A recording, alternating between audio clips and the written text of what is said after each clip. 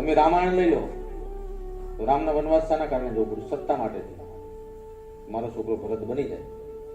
વાતે મહાભારતની અંદર હસ્તિનાપુર જીતવા માટે તેનું યુદ્ધ થાય.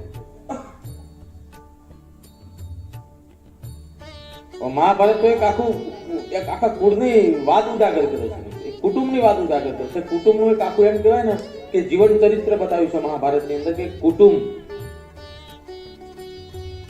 સત્તા માટેથી અંદર અંદર કઈ રીતે લડી રહી છે. તો સમય આવશે ને જશે અને આવા યુદ્ધો રહ્યા એ ચાલુ રહેશે. પણ યુદ્ધની અંદર તમે કેટલા છો એ મહત્વનું નથી, પણ તમારી સાથે કોણ છે એ મહત્વનું છે. મહાભારતની યુદ્ધની અંદર 100 કૌરવો 5 પાંડવો એ મહત્વનું નતું, પણ કૃષ્ણ કોની સાથે હતા એ મહત્વનું હતું. કૃષ્ણ કોની સાથે હતા એ મહત્વનું. યદુનંદન જેની પાસે હતા એની જીત નિશ્ચિત હતી. અને જે યદુનંદન શ્રી કૃષ્ણ રહ્યા એ કોઈ પક્ષ એક પક્ષ એમનો વાલો હતો, કોઈ એક પક્ષમાં જ રહ્યા, કોઈ બે પક્ષમાં એક પક્ષ એમનો દુશ્મન તો એવી કોઈ ઘટના છે જ નહીં. કૃષ્ણે શું કર્યું? બંને પક્ષની અંદર એમની મર્યાદા જાળવી રાખી. જે પક્ષમાં જાય એ પક્ષમાં એનું સન્માન થતું. કૌરવોના પક્ષની અંદર જાય ત્યાં પણ જાય તો ત્યાં પણ કૃષ્ણના સન્માન થતું. વડીલો એનું સન્માન કરતા હતા અને પાંડવોની અંદર આવે તો બી સન્માન થતું. એટલે એમ કહેવાય કે હસ્તિનાપુરનો જે આખો કૌટુંબિક માહોલ હોય એ કૃષ્ણને સન્માનિત આપતો. પણ કૃષ્ણ ભગવાન જે પોતે કૃષ્ણ રહ્યા એ અર્જુનના સારથી બને આનું મહત્વ શું છે? સારથી જ કેમ? એને પોતે એક સાઈડનો પક્ષ લઈ લીધો હોત તો યુદ્ધ પૂરું થઈ જાય એક જ દિવસે. પોતે ભગવાન જો એને યુદ્ધની અંદર પોતે હથિયાર ઉઠાવ્યું હોય, નસીબે બહુ મોટી વાત, તો એક જ દિવસની અંદર કૌરવોનું નિકંદન નીકળી જાય. પણ કૃષ્ણે પોતાની સૂઝબૂઝ સમજી અને અર્જુનના સારથી બનવાનું કારણ, સારથીનો મતલબ જ એવો થાય કે રસ્તો ચીજ ના. સારથીનો મતલબ જ એવું થાય કે રસ્તો ચીજનાર, દોરવણી આપનાર, કયા રસ્તે જવું, કેટલા વાગે નીકળવું, ક્યાં ઊભું રહેવું, ક્યાં નીકળી જવું અને કયા રસ્તેથી તમને આગળ લઈ જવાય, એનું નામ સારથી કહેવાય.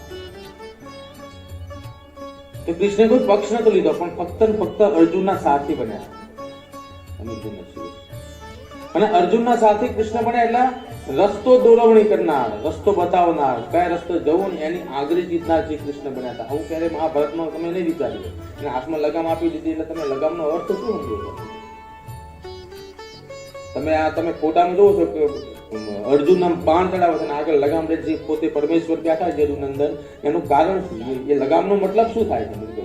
કે તું મારી દોરવણી હાલ, હું લડવા નહીં આવી શકું પણ મારી દોરવણી હાલ, લડવું તો તાર જ પડશે. કે લડવું તો તાર જ પડશે, પણ હું દોરવણી કરું એ દોરવણી તું એ રસ્તા ઉપર જા, લડવું તો તાર જ પડશે. કહેવાનો ભાવાર્થ એવું છે કે ભગવાન તમને રસ્તો બતાવે છે, બાકી કર્મની ગતિ લડવાનું તો તમારે જ છે, એ લડવા આવવાનો નથી. અને આખું મહાભારત યુદ્ધની અંદર સાબિત કરી બતાવ્યું છે કે મારા પ્રિય પાંડવ અને મારો પ્રિય શિષ્ય અર્જુન એનું યુદ્ધ થતું હોય તો પણ હું સારથી બની ખાલી આંગળી જીતતો હોય એને લડવું પડતું હોય તો તમે એ જ છો. તમને હું મારા રસ્તો તમને હું તમારો સારથી બની જાઉં. કૃષ્ણ એમ કે છે, ભગવાન એમ કે છે હું તમારો સારથી બની જાઉં, બાકી કર્મની ગતિની અંદર અને આ યુદ્ધ ભૂમિની અંદર, આ જગતની અંદર, જિંદગીની અંદર લડવું તો તમારે જ પડશે. પણ મારી સારથી પ્રમાણે મને સારથી બનાવને ક્યારે હારતો નથી. બહુ જૂની વાત પૂછું. તમે શું કરો છો? માતાજી જોડે, ભગવાન જોડે કરે અમે હથિયાર મૂકી દે તું લડ, પણ એ મહાભારતની અંદર એની પર ચોકડી વાગે છે કે મારે લડવાનું નથી, હું સારથી બનીશ. પણ લડવું તો હે અર્જુન તાર જ પડશે. તમે બધા જ અર્જુન છો, બધા લડવાયા છો. આ જિંદગી સામે લડવાનું છે અને આ મહાભારતનું યુદ્ધ છે, યુદ્ધ સામે લડવાનું છે. પરંતુ મને સારથી બનાવો, હું રસ્તો જીતું એ તમે, હું તમને રસ્તો જીતી લેજો. ફક્ત તમે તમારું કર્મ કરો, તમારું કર્તવ્ય કરો, બાકી બધું મારી પર છોડો. એટલે શ્રી કૃષ્ણ ફક્ત આંગળી જીત્યા, દોરી જીતી ના હતા.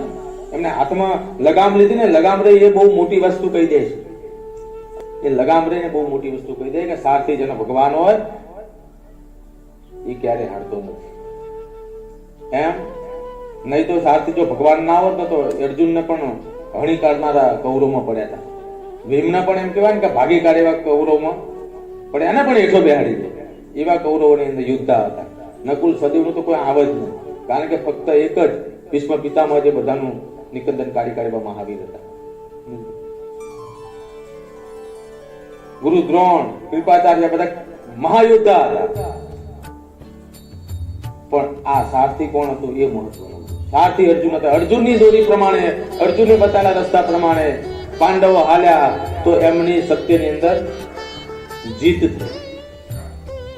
એમ આ કુળની અંદર, આ ગામની અંદર, આ સમાજની અંદર, આ સંસારની અંદર ઘણા બધા કૃષ્ણ છે.